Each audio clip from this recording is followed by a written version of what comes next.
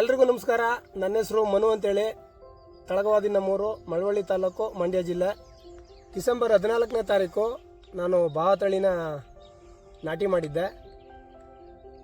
ಗಿಡ ಭಾಳ ಅದ್ಭುತವಾಗಿ ಚೆನ್ನಾಗಿ ಬಂದಿದೆ. ಇಳುವರಿನೂ ಭಾಳ ನಮ್ಮ ನಿರೀಕ್ಷೆ ಮೀರಿ ಇಳುವರಿ ಬಂದಿದೆ.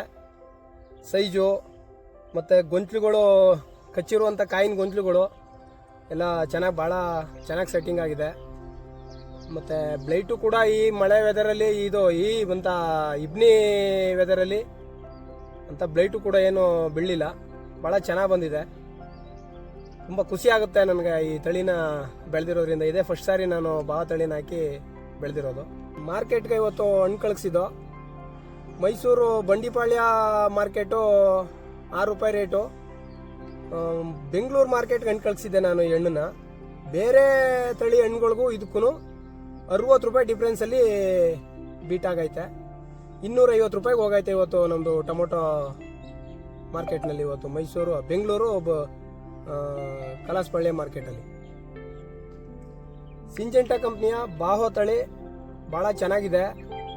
ಮಾರ್ಕೆಟಲ್ಲೂ ಒಳ್ಳೆ ಪ್ರೈಸ್ಗೆ ಹೋಗ್ತಾ ಇದೆ. ರೈತರು ಇದನ್ನು ಹಾಕಿ ಬೆಳ್ಕೊಂಡು ಸದುಪಯೋಗ ಪಡ್ಕೋಬೇಕು.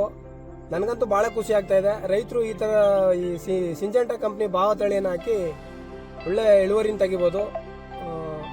ಇಷ್ಟು ಹೇಳಕ್ಕೆ ಇಷ್ಟಪಡ್ತೀನಿ.